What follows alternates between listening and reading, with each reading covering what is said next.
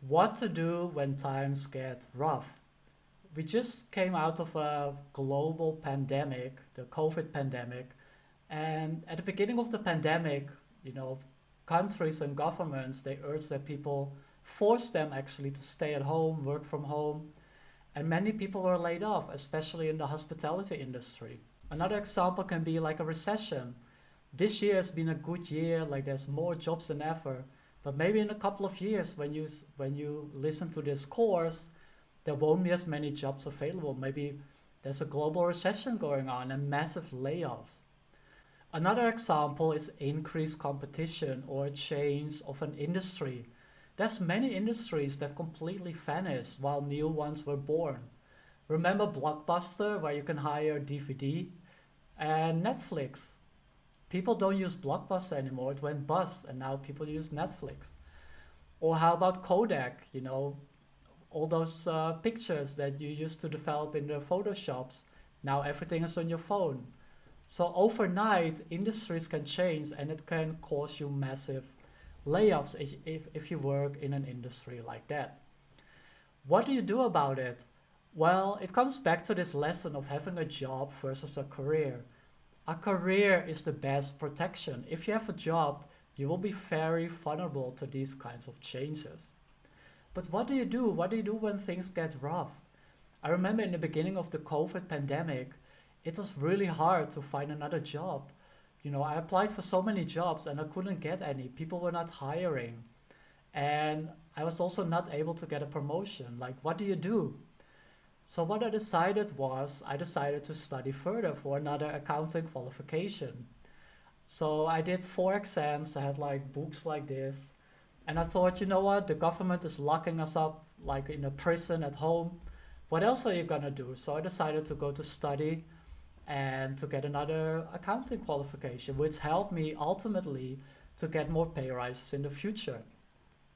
If things are rough in the area where you're living or the year that you're living in, I want you to ask these questions. What further education can you do? Like in my case, the ACCA, but is there something else that you can do? Is there a graduate degree or a program or an online course that maybe even your company can pay for? Think about both online and offline. And offline is more seminars, coaching, consulting, and things of that nature. The second thing you absolutely must do is to make sure that your profile is visible online and offline at all times and make sure that it's up to date. If you haven't updated it and times are rough, make sure you update it with all the things we talked about in this course and make sure that people and companies can find it. The third question is, I would say, the most important one, and that's to anticipate. You see, with COVID, I anticipated that after COVID, companies will be hiring like crazy because people still need accountants, companies still need accountants. And even if a lot of companies went bust, companies will still need accountants to finalize the books for those companies that went bankrupt, right? So I want you to anticipate like where is your industry going? Where's your company going? Is your company uphill or downhill? Is there something that you can do for them? Or is it time to jump ship and to look at a completely different industry? Like if you're working for Blockbuster, you know it is time to move, but many people didn't anticipate that, so they lost their jobs. But you don't need to lose your job if you can anticipate and think like, where's it going? Like, how is it going to come out? And that way you can really prepare yourself. On top of that, outside of the scope of this course, I also want you to develop or to start thinking about developing multiple streams of passive and active income. In a sense, this course is it's kind of putting all your eggs in one basket. Like you only have your income from your salary, from your career. But if you can have multiple streams of income, like, I'm recording this course, I have YouTube, I have audio programs. These are all things I have that create passive income, dividend income, interest income.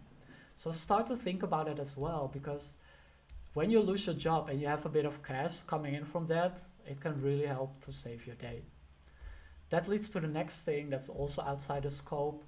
make sure that you have a 1 year buffer of cash.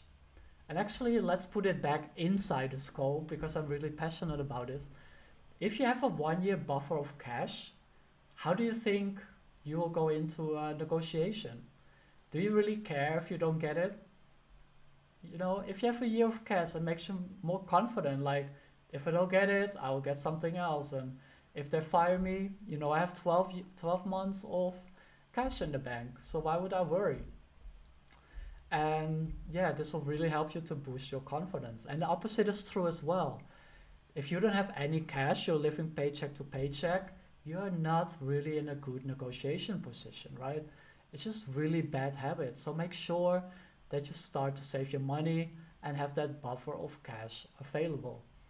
Now, this is a bit of a pitch, but you can always send me a DM message. And I do help people as well to create like a side hustle and also to show you like where are you going with your wealth. I see so many people they want to be a millionaire, but if you give me like 15 minutes of your time, I can show you where you're headed with your wealth.